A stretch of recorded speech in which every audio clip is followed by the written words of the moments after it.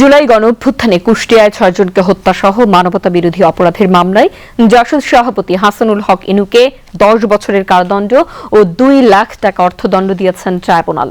আজ বিচারপতি নজরুল ইসলাম চৌধুরীর নেতৃত্বাধীন ৩ সদস্যের আন্তর্জাতিক অপরাধ ট্রাইব্যুনাল ২ এই রায় ঘোষণা করেন।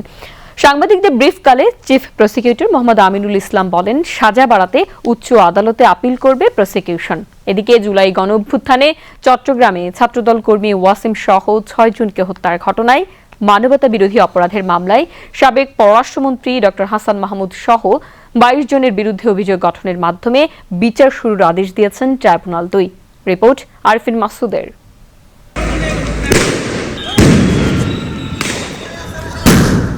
২০২৪-এর ৫ আগস্ট গণঅভ্যুত্থানের পর পুনর্গঠিত আন্তর্জাতিক অপরাধ ট্রাইব্যুনালে শুরু হয় জুলাই গণঅভ্যুত্থানে সংগঠিত মানবতা বিরোধী অপরাধের বেশ কিছু মামলার বিচার কাজ।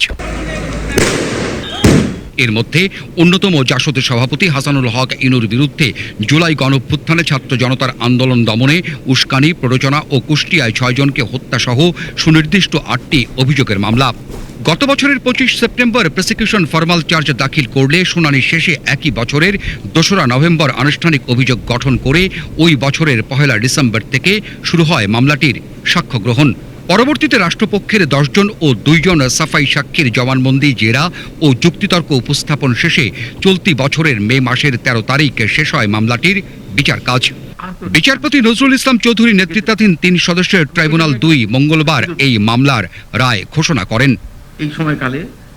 মামলায় হাসানুল হক ইনুর বিরুদ্ধে ৮টি অভিযোগের মধ্যে ৩টি অভিযোগ প্রমাণিত হওয়ায় প্রতিটিতে ১০ বছর করে ৩০ বছরের কারাদণ্ড দেন ট্রাইব্যুনাল।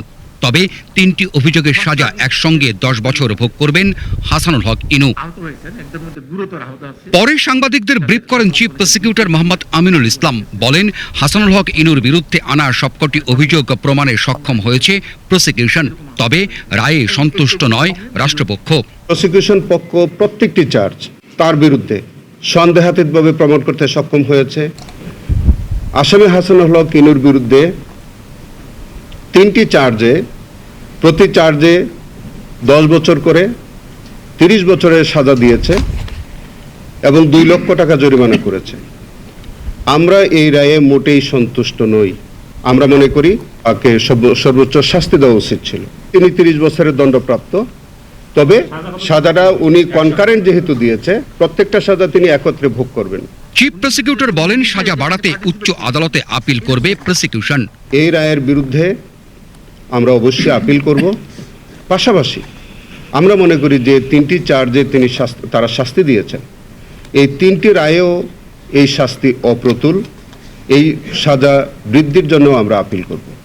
যেসব চার্জ থেকে অব্যাহতি পেয়েছেন, খালাস দিয়েছেন, সেইগুলি সহ যেগুলোতে শাস্তি দিয়েছেন সেইগুলো সাজা বৃদ্ধির জন্য আমরা রায়ের কপি প্রাপ্তির সাপেক্ষে আমরা যথাসময়ে আপিল দায়ের করব। রায়ের প্রতিক্রিয়ায় অসন্তোষ প্রকাশ করে হাসানুল হক ইনুর আইনজীবী সিফাত মাহমুদ জানান, রায়ের পূর্ণাঙ্গ কপি হাতে পাবার পর উচ্চ আদালতে আপিল করবেন কিনা সে বিষয়ে সিদ্ধান্ত নেবেন তারা। তার বিরুদ্ধে যে মোট 8টি অভিযোগ ছিল, 8টি অভিযোগের মধ্যে 5টি অভিযোগে ট্রাইব্যুনাল খালাস প্রদান করলেও 3টি অভিযোগে তাকে সাজা প্রদান করেছে, দোষী সাব্যস্ত করে সাজা প্রদান করেছেন। আমরা বেকসুর খালাস প্রত্যাশা করেছিলাম, কিন্তু তা না করে ট্রাইব্যুনাল তাকে 10 বছর সাজা প্রদান করেছেন। এটাতে আমরা সংক্ষুব্ধ। আমরা এখনও পূর্ণাঙ্গ রায় হাতে পাইনি। পূর্ণাঙ্গ রায় হাতে পেয়ে আমরা মামলার যিনি অভিযুক্ত তার সাথে পরামর্শক্রমে এবং আমাদের আইনজীবী, সিনিয়র আইনজীবী যারা আছেন তাদের সাথে পরামর্শ করে, পরিবারের সাথে পরামর্শ করে আমরা পরবর্তী পদক্ষেপ সম্পর্কে সিদ্ধান্ত গ্রহণ করব।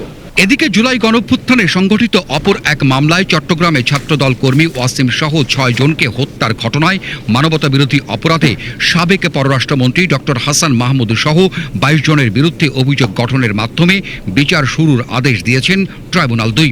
এই মামলার সাক্ষ্য গ্রহণ শুরু ৬ August. Arfin Masud, BTV news, Dhaka.